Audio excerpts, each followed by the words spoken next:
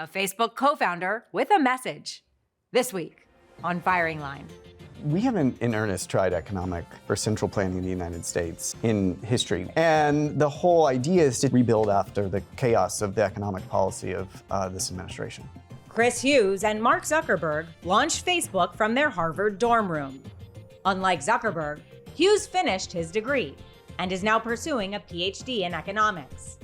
Author of the new book, Market Crafters, he examines how the American government has shaped our markets over the last century.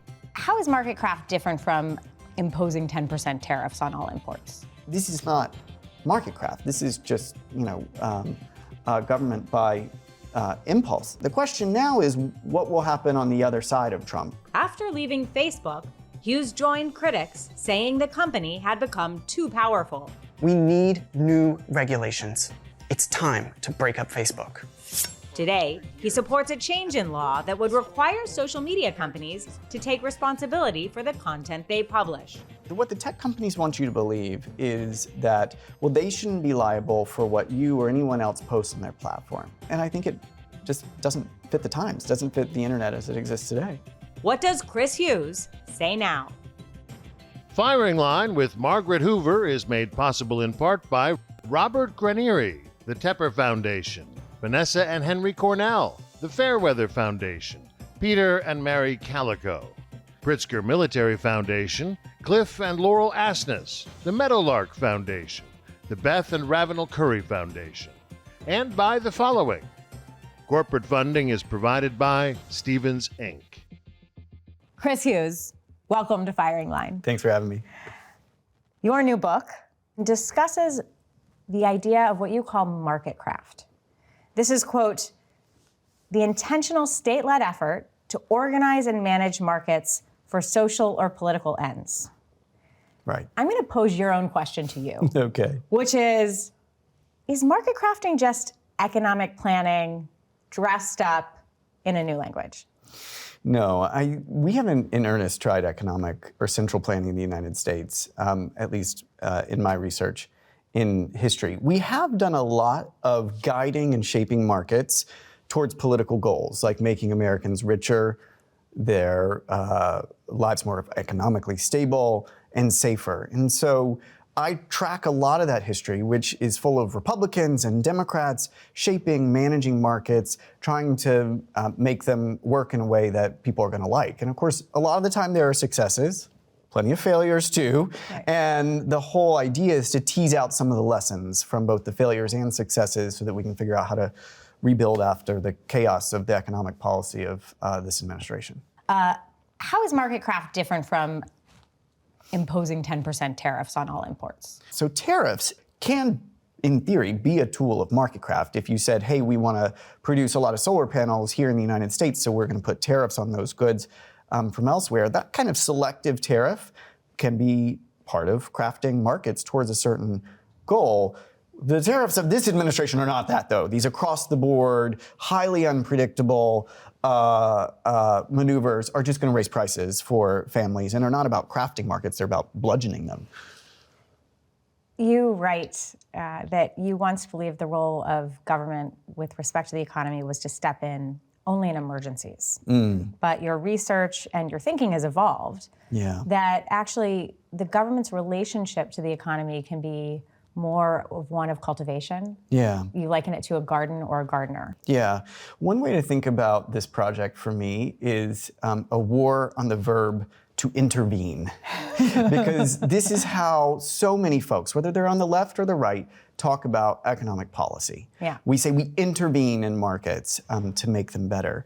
And that sort of sets up government like it's an emergency room, right? So that when things go wrong, government's there to either bail out banks or catch workers who've been disadvantaged in the economy. That doesn't line up with the facts. So if we look at what makes up American GDP, you see industry after industry that is crafted by the state: healthcare, pharmaceuticals, aviation, semiconductors and chips. We can keep going through industry after industry. And what we see is that often government is cultivating these markets, shaping it. So it's important for me to say, though, that all of those markets, they have problems. Market craft in and of itself isn't good or bad. It's similar to industrial policy or competition policy or tax policy. It's a method of guiding and shaping markets, which can be very effective in many cases and fail in others. And those lessons are what we have to learn because we're going to keep doing this in the future. So do you draw a line between cultivating and intervening? Yeah, I mean, I do What's use the garden. distinction? I think the garden analogy is a very good one. You know, we've learned through human civilization that when we domesticate otherwise unruly forces and we guide them with light, fertilizer, watering, they produce more. And so markets, I think, are more akin to that. And market craft is a partnership between the state and private investors to ensure that markets are working for the common good. And that idea, I think, has been lost to history in some ways over the past 30, 40 years. We've gotten so used to talking about intervening in markets, using this like free market government dichotomy, that we've forgotten that much of the time when they work best, it's because they've been crafted. One of the first market crafters that you profile in the book is a man named Jesse Jones. Yes, old Jesse. Jesse Jones ran the Reconstruction Finance Corporation, which was initiated under President Herbert Hoover during the Great Depression. Yeah. Why is Jesse Jones and the RFC for you sort of an ideal example of a market crafter success? The Reconstruction Finance Corporation existed for about 20 years. It was started by Herbert Hoover in 1932. Yeah, this is why I took particular interest to the research in this area. And then it was meaningfully expanded by Roosevelt and Congress several times throughout the New Deal. And they invent things like Fannie Mae, which still exists today. They create the 30-year mortgage, which makes it much more affordable for people to own homes. And you see a lot of stimulative activity. And then finally, it becomes the major force to spur aviation development, synthetic rubber, a whole host of defense industries, exactly, in the Second World War. And so what it's doing here is it is guiding and crafting markets. And that success, I think, is something that we can learn from for today. Another market crafter that you feature in the book actually appeared on the original Firing Line with William F. Buckley Jr., Secretary of Treasury William E. Simon, who served under both Nixon and Ford. Simon appeared with Buckley in 1974, right at the time in which you write about him during the first sort of oil panic. Here is how Buckley describes him in his program. Take a look at this. Soon after the Arab states clapped their embargo and then boosted the price of oil by 400%, President Nixon announced the appointment of a domestic energy czar, and the American people were introduced to William E. Simon, a cyclone from Wall Street, who bedazzled the Congress, the bureaucracy, and the press, and got us through the winter. So that when the Arabs finally ended the embargo, we were still functioning, and our automobiles and factories were still purring. So Buckley says he got us through the winter. Yeah. You write about this episode in the book. How, from your perspective, did Bill Simon get us through the winter of that first oil crisis in the early 1970s? Yeah, through careful market craft is the answer. So Simon was actually the hardest person for me to write about in the book because he was a libertarian's libertarian. You know, particularly late in life, he wanted nothing to do with what he would call an activist government. And so his task is to organize energy markets to prevent any kind of meaningful shortage. So he does all kinds of things, stockpiling. He allocates geographically which regions are going to get what. He decides, whether the military and hospitals get fuel first. He decides how much is gasoline. He decides how much is going to the home heating oil. He decides the price and if there are going to be price controls on all of these items. And it's really an emergency operation. For several months, they are watching the price of oil go up and up and up, and they control it in the United States gradually. They distribute it. People have access to gasoline, and the price goes up only modestly, whereas in Europe, it doubles. And so, the clip that we just saw is after this extreme period of duress, but we survived it better than a lot of other folks in Europe and elsewhere did because of some pretty activist market craft that this libertarian was pursuing. And his lessons from that a few years later were to create institutional structures to prevent another crisis like that happening, which still endure today. Much of the last section of the book focuses on a market crafter who you know, who you interviewed, who was active in the Obama bailouts, the President Obama's auto bailouts, and also President Biden's stimulus programs, Brian Deese. Yes, yeah. What conclusions do you draw from both the successes and the failures of the programs that Deese oversaw? Well, Brian Deese was the chair of the National Economic Council. He was not a household name. So as a market crafter in the Biden years, the reason that he's so interesting is because he says, wait a second, we want to make semiconductors here in the United States for national security reasons. Right. And so we're going to work with Congress, which had already been talking about this, including in the first Trump term, of how to do it, to make meaningful public investment onto this fabrication. And now, it's pretty successful. We have 5 of the major semiconductor manufacturers have plants here in the United States that are either in construction or in fabrication right now, which is a meaningful advance. And yet you've been candid about the challenges with Bidenomics, the challenges with the CHIPS Act. Yeah. Where does market craft interface with your negative criticisms of the CHIPS Act and Bidenomics? Well, I think on balance, the CHIPS Act has been very successful. A lot of the criticisms of the CHIPS Act that I've seen over the years tend to be more symbolic, like, folks who I generally respect and like Ezra Klein or Derek Thompson, will focus on requirements for childcare or some of the other things that are part of it. Yeah. But in all my conversations with the folks I've talked to, they didn't really slow anything down. So I think that they've become more of a symbolic fight that distracts us from the real story, which is the effectiveness. You wrote the most glaring oversight was the inability to clear out a regulatory morass that slows construction and development in the United States. Exactly, and that's why I think that Congress coming in after the fact in 2024 to streamline the environmental regulations is such a smart move. And it shows that, we don't just have one bite at the apple. We can and need to create these institutions, give them that kind of power, and then when they run into roadblocks, ensure that they can make it through. Market craft as a practice, you point out in your book, has been sort of accepted and taken on by many Republicans of late. J.D. Vance, the vice president, Senator Hawley from Missouri, Secretary of State Marco Rubio has his own reasons for embracing market craft. His seem to be centered around a focus on national security in China. But either way, there does seem to be a sincere interest among some Republicans to embrace market craft. Yeah, I think that, when Biden was president, you saw a lot of movement on the right to develop these ideas around how to use state power to make markets work. And so the folks that you're outlining, Hawley, Rubio, Vance, and others, I think we're at the frontier of that movement. And even in the few days after Trump was elected, part of me wondered whether or not this emerging set of leaders might say, okay, we are going to push for a national investment bank, or we're going to push for a certain kind of targeted tariff policy to support, drone manufacture or critical minerals or some of the things that are important to them.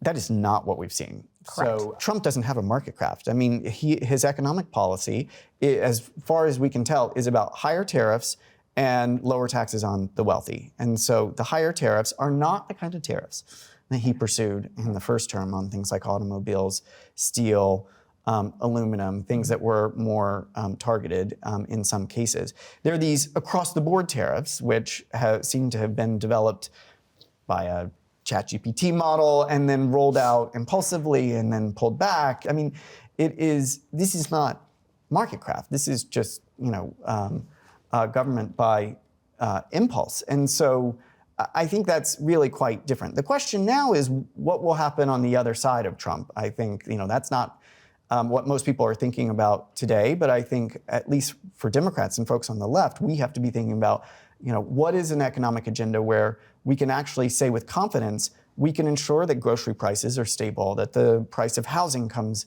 down, that healthcare and childcare can be affordable, and you're going to have to craft markets if you're going to deliver on those promises. I mean, it strikes me that a fundamental difference between the market craft you write about in the book and the market craft embraced by those Republicans that we just mentioned is that the aims are different, right? Exactly. Right? The aims are fundamentally different. Exactly. The Trump administration in the last 3 months has worked to gut the CFPB. Yeah. It's sort of ceased to investigate fraud and corruption. It's Many fired of the- two FTC commissioners. So if the infrastructure through which the market craft that you advocate is gone in the next administration, It's a big problem. then what? We have to rebuild. I mean, I think that's the only way to think about it. I mean, the attacks on the Fed are maybe the easiest and clearest, but it is in the Federal Reserve Act. It's very clear that the governors can only be removed for cause. This language is also in the FTC, in the Federal Trade Commissions Act, and yet Trump just removes the commissioners, saying that he's discovered some new power to do this. And so there's a role for responsiveness, of course, to elections and the executive branch, but the entire institutional infrastructure can't be decided by political fiat, at least if we want to trust these institutions to deliver on price and financial stability, or in the FTC's case, to deliver competitive, open, and fair markets. Right. Andrew Ferguson, the new chair of the FTC, was appointed by Donald Trump and seems committed to going after big tech. Yeah. Which brings me to Meta. In 2019, you famously called for Facebook to be broken up. Right? You wrote that Mark's power was unprecedented and un-American. It's 2025 now. 6 years ago. Meta is worth more than $1 trillion. Yeah. And in the midst of a massive antitrust trial. Yeah. While openly currying favor with President Trump, its CEO has also eliminated fact-checking from the platform. What do you make of this moment? It's hard to believe, to be honest. I haven't talked to Mark in 6 years since that piece was published, so I don't have any kind of inside intel on what he's thinking. Why is or it hard to believe? Or what people at the company are believing. But it's hard to see Facebook as a company has gotten so big, and it's taken 6 years to hold them accountable. That's too long. And yet, Mark Zuckerberg is on the stand making the case that Facebook isn't a monopoly. And I think most people, when they think about social media, when you take a step back and you think about the fact that Facebook owns not only its Blue app, but also Instagram and WhatsApp, it remains by far the most dominant monopolistic player in that space. So what I wrote 6 years ago, unfortunately, is still true today. And to me, it's hard to believe that it's taken this long for the case to move. And then secondly, that Congress hasn't acted more forcefully to rein Facebook in, because even if this case wins, then there will still be all kinds of concerns around privacy and misinformation, et cetera. It's not like antitrust is going to solve all the problems with social media, and so I think we need Congress to act. And personally, I think one of the most important things to do is getting rid of Section 230, the law that makes it possible for these companies to say that they're not responsible for any of the content that's posted on the platform. I'm glad you mentioned 230. I was going to ask you about it.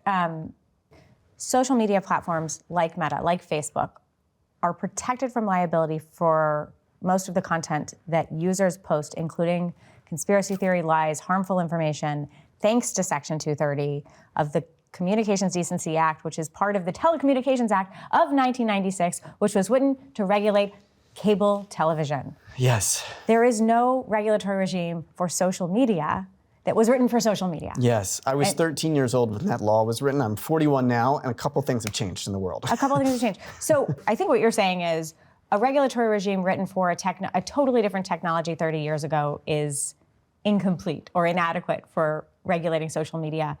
How should social media ideally be regulated?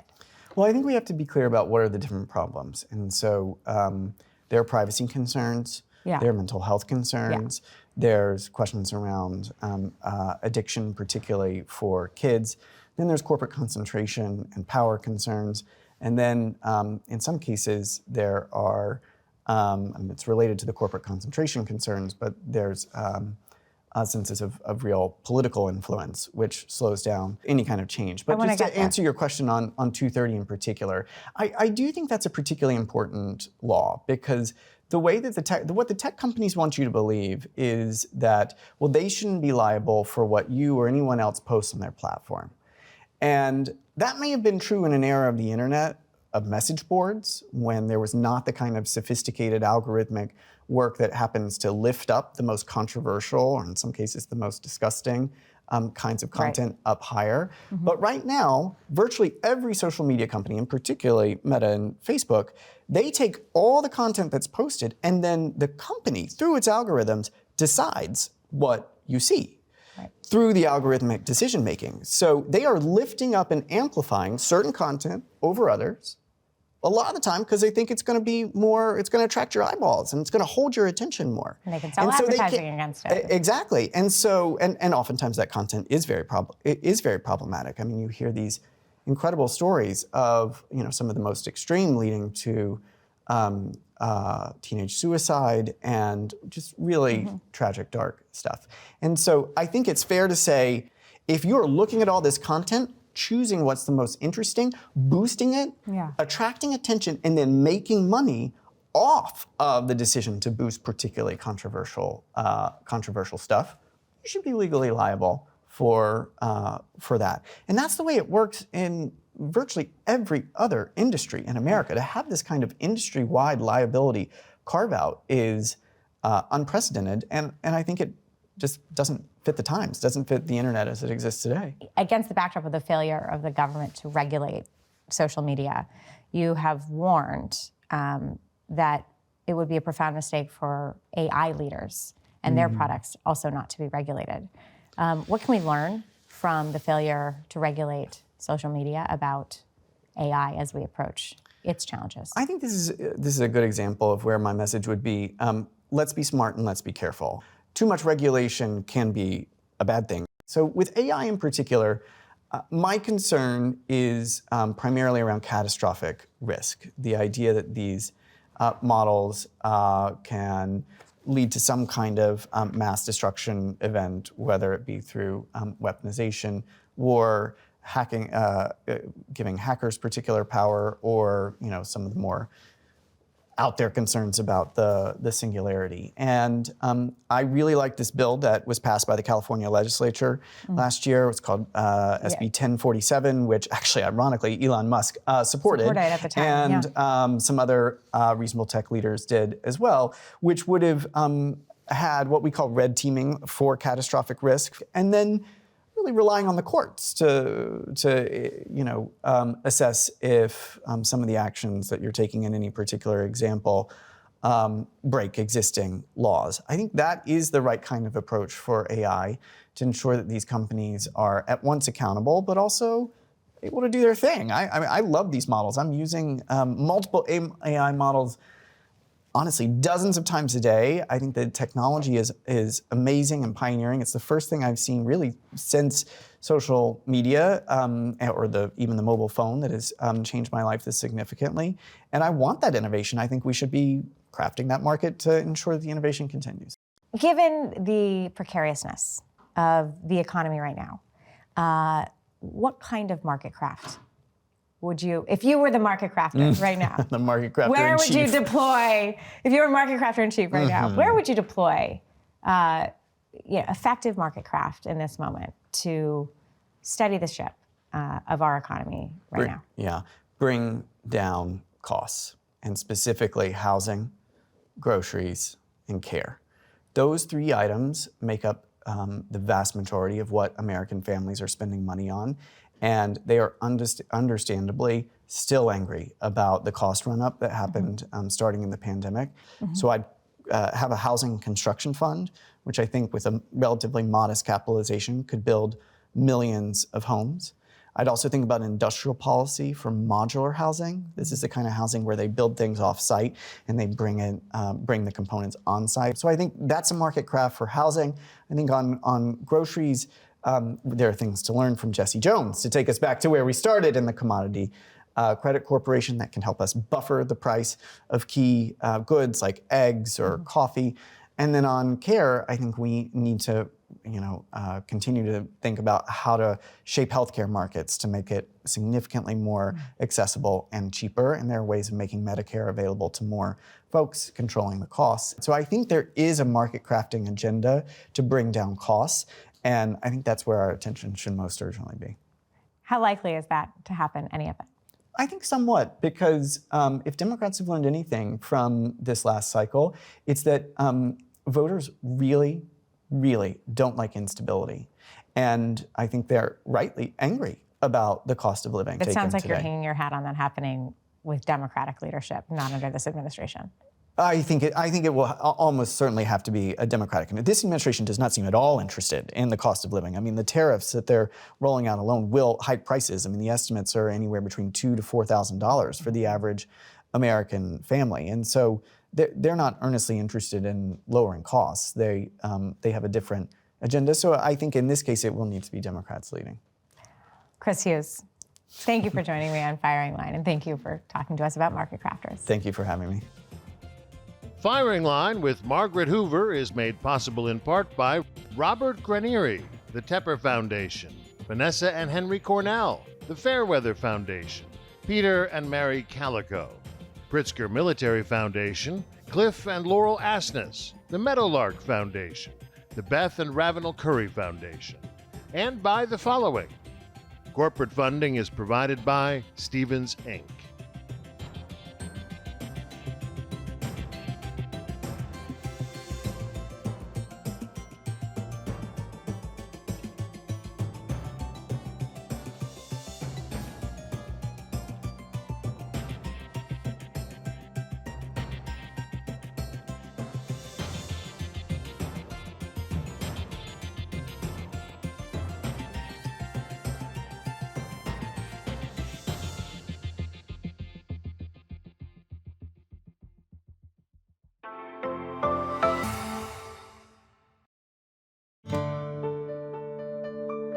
You're watching PBS.